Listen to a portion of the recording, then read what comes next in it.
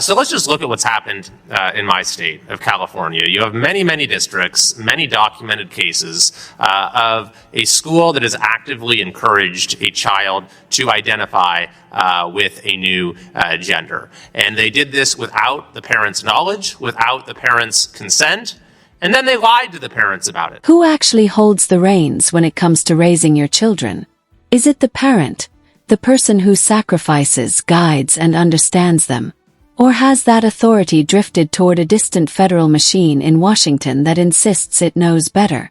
That tension exploded the moment Representative Kevin Kiley stepped into the committee room and delivered a blunt message lawmakers have avoided for years. While Ilhan Omar and the squad tried to disguise the debate as nothing more than a budget fight, wrapping themselves in civil rights language as a political shield, Kiley exposed what lies underneath. Strip away the rhetoric, and the truth is unmistakable.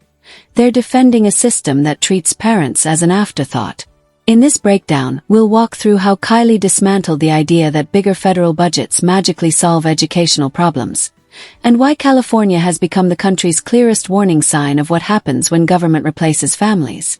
Let's get into it. Ridiculous that this administration can gut almost half of the staff of the Department of Education, eliminate millions in funding, direct the illegal closure of the entire department, and then turn around and pretend that the fundamental operations and responsibilities of the department will still be preserved. They hollowed out the Office of Civil Rights, yet claim that they can still carry out their legal obligation to protect students from discrimination. They fired the entire legal team that provided guidance to states on how to implement IDEA, and yet claim that they will still be able to provide equal opportunity to kids with disability. Republicans and the administration should be honest about what is happening here. Abject abandonment of the statutory duties and the congressional authority. This resolution of inquiry is simply asking the administration to explain how they will faithfully carry out the laws that are mandated by Congress. I believe that to claim our education system will be improved or even preserved after the actions of this administration is delusional at best and lying to the American people at worst. Now I recognize the gentleman from California, Representative Kiley. So let's just look at what's happened in my state of California. You have many, many districts, many documented cases of a school that has actively encouraged a child to identify with a new gender. And they did this without the parents' knowledge, without the parents' consent, and then they lied to the parents about it. We have many documented cases of a parent confronting the school and the school or personnel lying about it and even fabricating and doctoring documents, changing the child's name on assignments that were handed in. I mean, just imagine what this looks like in practice. If you are not allowed to say that the child is using a different name or a different gender identity, so you're using one name and one set of pronouns with the child in class, and their parents come in and suddenly you have to switch, you're using a different name and a different set of pronouns.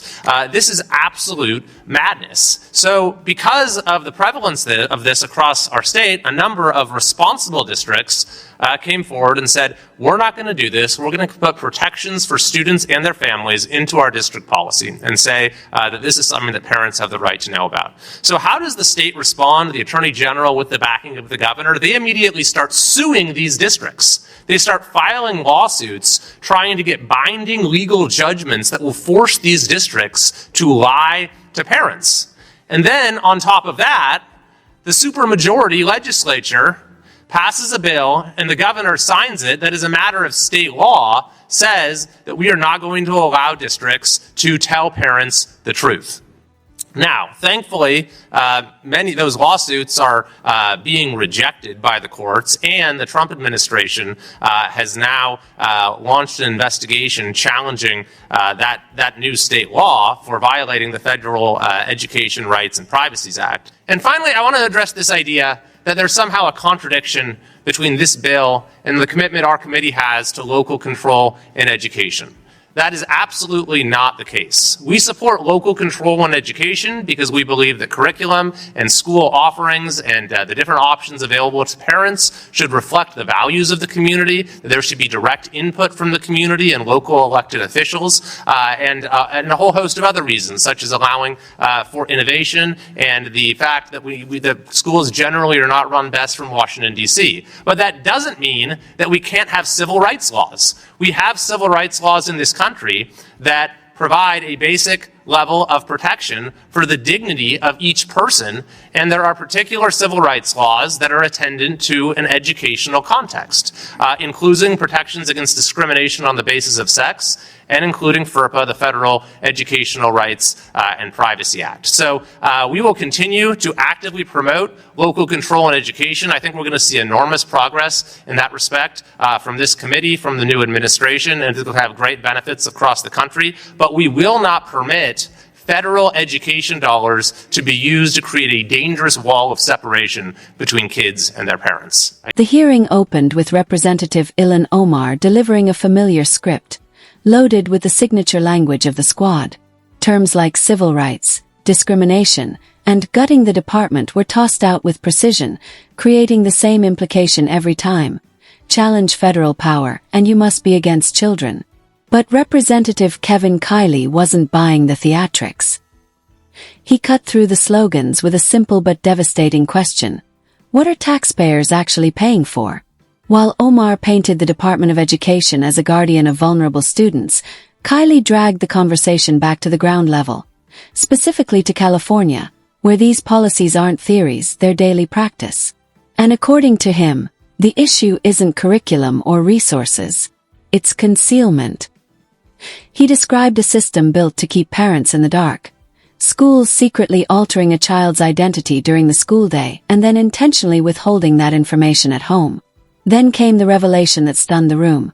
When school districts attempt to restore parental notification, the state steps in, not to support transparency, but to shut it down through lawsuits. That, Kiley argued, is the heart of the debate. Omar's worldview elevates government to the role of surrogate parent. Kiley's insists that families, not bureaucracies, are the rightful decision-makers. He pressed the question many parents are already asking. If a school needs permission to hand a student basic medication, how can it justify hiding something as significant as a change in identity? To Kiley, the contradiction isn't a misunderstanding, it's a deliberate policy choice. And this isn't a hypothetical clash of ideologies. Kiley has watched the consequences unfold in his own state. When Omar defends the department's core functions, Kiley argues that secrecy is one of those functions. That's why the exchange is resonating far beyond Washington, because across the political spectrum, there's a near-universal belief that schools should never deceive parents about their own children. Kiley's stance goes far deeper than a debate over federal budgets.